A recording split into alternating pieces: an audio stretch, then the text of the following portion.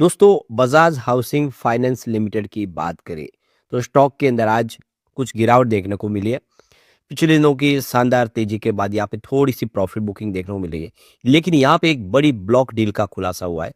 काफ़ी बड़ी block deal हुई है। अब आप देख ही सकते हो कि कुछ फंड हाउस जो है यहाँ पे खरीदारी शुरू कर चुके हैं, क्योंकि स्टॉक ऑलरेडी बहुत ज़्यादा करेक्ट हो चुका है, अपनी ऊपरी प्राइस से आधी कीमत पे आ चुका है। ऐसे में अब यहाँ पे क्वालिटी बाइंग शुरू हुई है। और इसके बीच में बजाज हाउसिंग फाइनेंस की तरफ से जो एक्सचेंज को जानकारी दी है, इनको सर्टिफिकेट मिल चुका है क्वार्टर थ्री के रिजल्ट को लेकर। तो पूरी अपडेट को समझने की कोशिश करेंगे और जानेंगे कि बजाज हाउसिंग फाइनेंस आने वाले समय किस तरह से बेहतर कर सकता है। इस बार रिजल्ट बेहतर रहने की उम्मीद है, क्योंकि कंपनी का जो अपडेट जारी किया अपने आंकड़े की, वो काफ़ी अच्छी रही है। कंपनी का बिजनेस काफ़ी अच्छा ग्रो कर रहा है और हाउसिंग फाइनेंस सेक्टर में कंपनी बहुत अच्छा कर रही है। दूसरी एनबीएफसी के मुकाबले इसका प्रदर्शन बेहतर है। ऐसे में क्या आगे की उम्मीद बन रही है, उसको समझेंगे इस वीडियो के माध्यम से। लेकिन फ्रेंड्स, उससे पहले अगर आप पहली बार हमारे चैनल पे आए तो चैनल को सब्सक्राइब कर दीजिए, एक बेल आइकॉन दबा दीजिए ताकि जब भी नया वीडियो बने पहला नोटिफिकेशन आपको मिले। वीडियो पसंद आए तो लाइक से जरूर कीजिए। चलो फ्रेंड्स, वीडियो स्टार्ट करते हैं। मैं हूँ आपका दोस्त एस बी दवे और हमारे अपने चैनल ऑनलाइन कमाई में आपका बहुत बहुत स्वागत है। सबसे पहले बजाज हाउसिंग फाइनेंस लिमिटेड के कारोबार की बात कर ले तो 95.90 पर आज क्लोजिंग थी, जहां पे 1.08% की गिरावट देखने को मिली। तो आप ये देख ही सकते हो कि स्टॉक के अंदर आज थोड़ी सी दबाव की स्थिति बनी, क्योंकि बाजार में भी नरमी थी। तो स्टॉक की शुरुआत तो बिल्कुल फ्लैट हुई 96.95 पर, जो क्लोजिंग थी कल की। इंट्राडे में आप देख सकते हो कि 97 का हाई भी बना, लेकिन तेजी रह नहीं पाई, बिकवाली देखने को मिली, जिसकी वजह से ये फिर से 95 के आसपास आ गया। तो यहाँ पे इसकी परफॉर्मेंस देखें तो आप देखें 92.10 इसका 52 वीक का लो है। वहां से इसने बेहतर करना शुरू किया है। अब ये 97 तक आज इंटरडे में आया। वैसे हाई 52 वीक का 136 है, उससे स्टॉक अभी भी काफी नीचे है। पर आप देख ही सकते हो कि आईपीओ के वक्त ये स्टॉक ने जबरदस्त दौड़ लगाई थी। आईपीओ ही जब आया तो उस देखे तो काफी बेहतर किया था। उसके बाद में जो दौड़ लगाई तो एक तरफा दौड़ थी। उसके बाद में बिकवाली का जोर शुरू हो गया, क्योंकि जो एक्सपर्ट है वो कह रहे थे कि कुछ एक्सपेंसिव है, ये स्टॉक कॉस्टली है, जिसकी वजह से एक माहौल निगेटिव बना और गिरावट शुरू हो गई। तो इसका प्रदर्शन देखें तो आप पिछले एक सप्ताह में यहाँ पे आपको 1.83% के आसपास की तेजी देखने को मिलेगी। और आज भी इसने पॉजिटिव माहौल बनाया था, लेकिन प्रॉफिट बुकिंग हावी हो गई। पिछले एक महीने के हिसाब से आपको 0.36% के आसपास की तेजी देखने को मिलेगी, लेकिन जिसका निवेश 3 महीने के हिसाब से उसको 14.21% का नुकसान हो रहा है। 6 मंथ के इन्वेस्टमेंट पे 21.65% का यहाँ पे स्टॉक निगेटिव रिटर्न देता हुआ आपको दिखाई देगा। और 9 मंथ के हिसाब से भी 21.12% के आसपास की गिरावट है। ओवरऑल आप देखें तो यहाँ पे जो लॉन्ग टर्म निवेश किया उनको नुकसान हो रहा है स्टॉक के अंदर।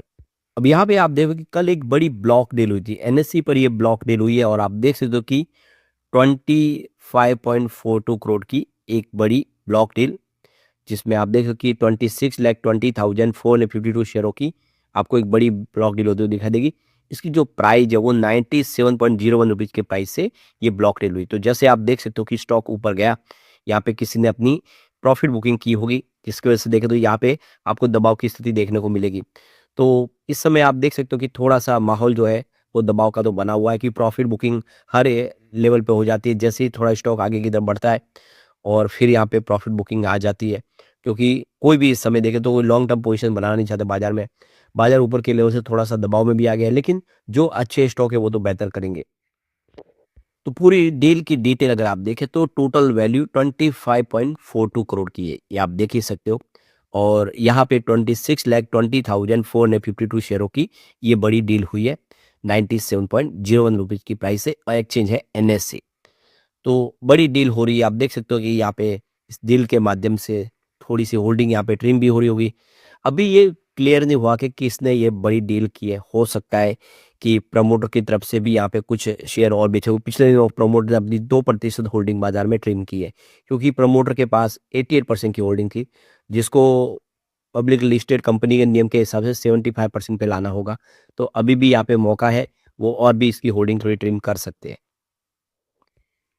अब यहाँ पे जो बड़ी अपडेट निकल के आ रही है, बजाज हाउसिंग फाइनेंस लिमिटेड की तरफ से एक्सचेंज को जो जानकारी दी है कि उन्होंने क्वार्टर थ्री की पूरी तैयारी तो कर ली है, और इसी को लेकर उनको सर्टिफिकेट भी इशू कर दिया गया है उनके शेयर ट्रांसफर एजेंट की तरफ से।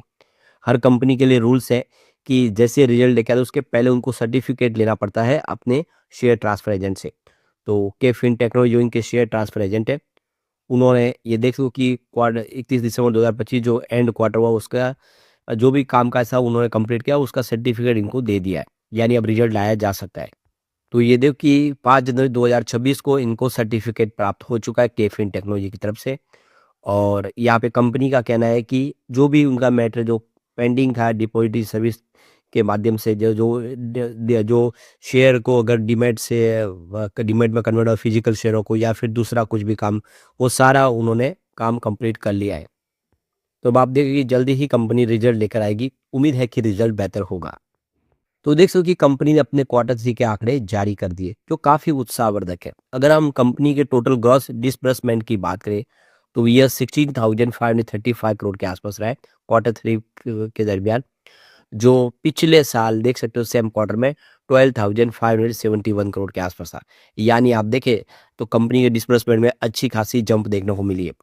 एसेट अंडर मैनेजमेंट की बात कर ले तो उसमें 23% की शानदार वृद्धि देखने को मिली है, जो एयूम 1.33 लाख करोड़ तक पहुंच गया है 31 दिसंबर 2025 के हिसाब से। और यहाँ पे पिछले साल 31 दिसंबर 2024 की बात करिए 1.08 लाख रुपीज के आसपास था। तो 1.08 लाख करोड़ से सीधा 1.33 लाख करोड़ तक पहुंच गया, यानी एयूम के अंदर भी जबरदस्त जंप है।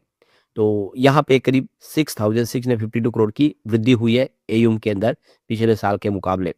लोन एसेट भी देखें तो यहाँ पे 1.17 लाख करोड़ तक पहुंच गया दिसंबर 31 2025 के हिसाब से, जो पिछले एक साल पहले 95,570 करोड़ के आसपास था। तो कंपनी का जो लोन बुक भी बड़ी है, कंपनी का एयूम बड़ा है, कंपनी का डिसबर्समेंट मेरा है, सारे आंकड़े उत्साहवर्धक है, जो उस बिल्कुल यहाँ पे इशारा कर रहे हैं कि इस बार क्वार्टर 3 बेहतर होगा। अब एक बार हम पिछले 2 रिजल्ट को देख ले तो यहाँ पे अगर आप देखें तो जून की बात करें तो जून में यहाँ पे रिवेन्यू 2,618 करोड़ के आसपास था, जो सितंबर में 2,755 करोड़ तक पहुंचा, यानी रिवेन्यू बढ़ा है क्वार्टर दर क्वार्टर। खर्च 245 करोड़ के आसपास था जून क्वार्टर में, जो सितंबर में बढ़ के 253 करोड़ के आसपास बढ़ा है। तो जैसे रिवेन्यू बढ़ा उस हिसाब से खर्च भी बढ़ा। ऑपरेटिंग प्रॉफिट 2,362 करोड़ के आसपास था क्वार्टर 1 में, जो क्वार्टर 2 में बढ़ के 2,483 करोड़ तक पहुंच गया, यानी ऑपरेटिंग प्रॉफिट में वृद्धि हुई है। ऑपरेटिंग प्रॉफिट मार्जिन 91% पे अनचेंज रहा है। अदर इनकम 3 करोड़ थी क्वार्टर 1 में, 2 में कोई अदर इनकम कंपनी को नहीं मिली है। एबिटाडा 2,374 करोड़ के आसपास था जून क्वार्टर में, जो सितंबर में बढ़ के 2,502 करोड़ तक पहुंच गया है। इसके अलावा प्रॉफिट बिफोर टैक्स की बात कर ले तो 757 करोड़ का बताया था जून क्वार्टर में, जो सितंबर में बढ़ के 833 करोड़ तक पहुंच गया है। नेट प्रॉफिट 583 करोड़ का बताया था जून क्वार्टर में, यानी क्वार्टर 1 में, और सितंबर क्वार्टर में ये बढ़ के 643 करोड़ तक पहुंच गया है। तो कंपनी का रिवेन्यू और कंपनी का प्रॉफिट और ऑपरेटिंग प्रॉफिट सारे आंकड़े उत्साहजनक है, जिसमें सब में आपको जंप देखने को मिलेगा। ये इशारा है कि इस बार जो क्वार्टर 3 होगा वो भी बेहतर होगा, क्योंकि कंपनी का बिजनेस बड़ा है। ऐसे में हम कह सकते हैं कि बजाज हाउसिंग फाइनेंस आने वाले समय बेहतर करता हुआ दिखाई देगा, क्योंकि बिजनेस वाकई में काफ़ी अच्छा कर रहा है। और अब बजट भी आने वाला, उम्मीद है बजट से किस बार बजट में कुछ बड़ा ऐलान होगा, उसका फायदा हो सकता है कंपनी को। लेकिन फ्रेंड्स, कोई भी इन्वेस्टमेंट करने से पहले अपने फाइनेंशियल एडवाइजर से एडवाइस ले ले या अपना खुद का रिसर्च करें, क्योंकि मैंने वीडियो आपके एजुकेशनल पर्पज के लिए ही बनाया। वीडियो पसंद आए तो लाइक से जरूर कीजिए और चैनल को सब्सक्राइब कर दीजिए। Thank you friends.